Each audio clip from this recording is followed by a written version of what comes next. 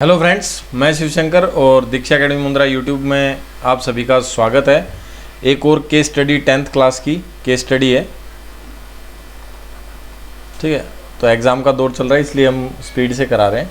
CBSE की case study थी ये भी। स्टैचू ऑफ यूनिटी, स्टैचू दिया हुआ है आपको, तो ये मैंने वहाँ से कॉपी कर लिया है। तो स्टैचू का भी एक फ़ोटो दिखा रखा था, स्टैचू ऑफ यूनिटी के बारे में भी बता रखा था कि भाई क्या है ये, किस तरीके से।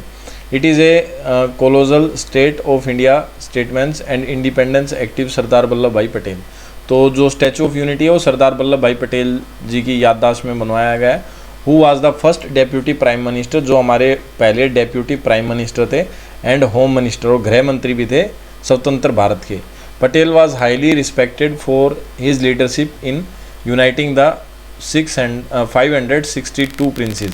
जो पटेल हैं हमारे सरदार पटेल, उन्होंने 562 रियासतों को, जो राजाओं के राज थे उन सभी को इकट्ठा करके बांध के और भारत बनाया था, India, to form a single union of India, एक सिंगल यूनियन बनाई थी। It is located in the state of Gujarat, जो कि गुजरात के स्टेट में उनका स्टैचू है।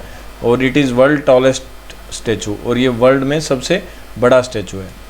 अच्छा, अब हमारा क्वेश्चन आता है, for a person standing 240 metre from the centre of the base.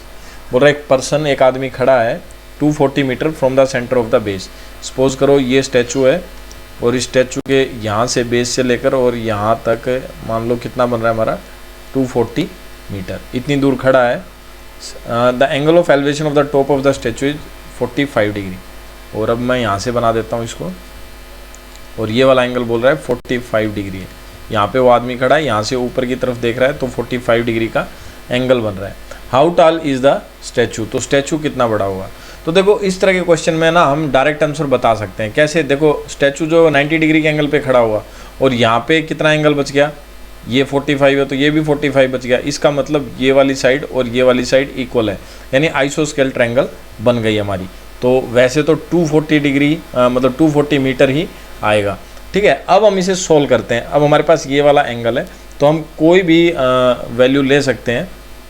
जैसे सपोज करो मैंने लिया 1045 डिग्री। 1045 क्यों लिया, देखो 1045 की वैल्यू क्या होती है, P B P upon H H B, ये वैल्यूज़ होती है।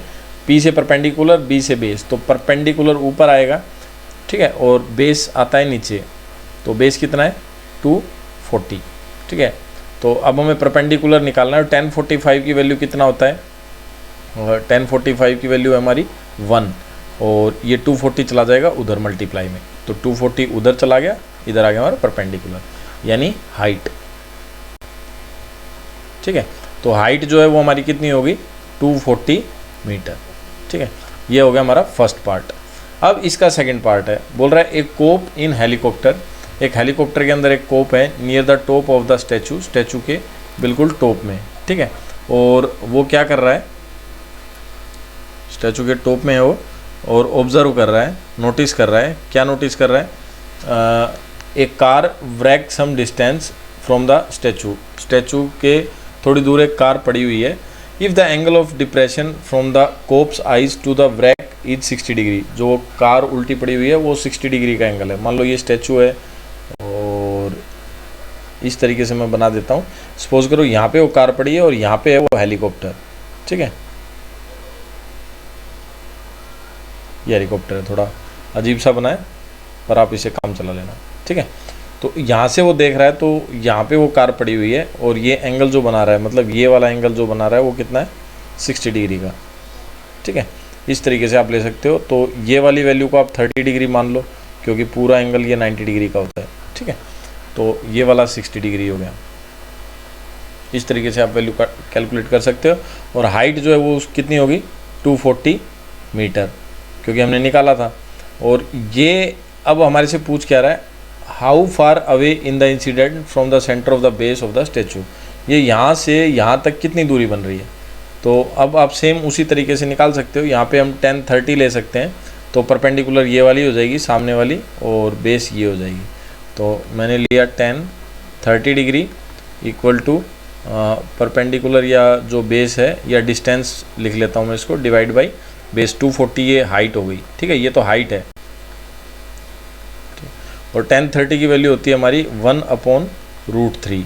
तो P हमें निकालना है और 240 को मैं उधर ले जाता हूँ, ठीक है, इस तरीके से। अब मैं इसको सॉल्व कर दूंगा। 240 नीचे हमारा √3 को नीचे छोड़ते नहीं, रेशनलाइज कर देते हैं, तो √3 और √3 मैंने ऊपर मल्टीप्लाई किया, तो हमारा ऊपर तो हो गया 240 इंटू √3 और नीचे √3 का स्क्वायर यानी 3 8 24, 80 √3 आ गया। अब √3 की वैल्यू या तो आप आंसर इतना ही छोड़ दो 80 √3, और या फिर √3 की जो वैल्यू होती है 1.732 होती है, तो आप 2 डेसिमल तक मल्टीप्लाई कर सकते हो। 80 को मल्टीप्लाई कर दो 1.732 से, तो आपका और आगे का जो भी आप आंसर लिखना चाहते हैं वो लिख सकते हैं। इनकी मल्टीप्लाई आएगी तो 24 ये आई 65.831 इतने मीटर हो जाएगी। तो जो गाड़ी पड़ी है वो इतने मीटर दूर एक्सीडेंट हुई पड़ी है, ठीक है।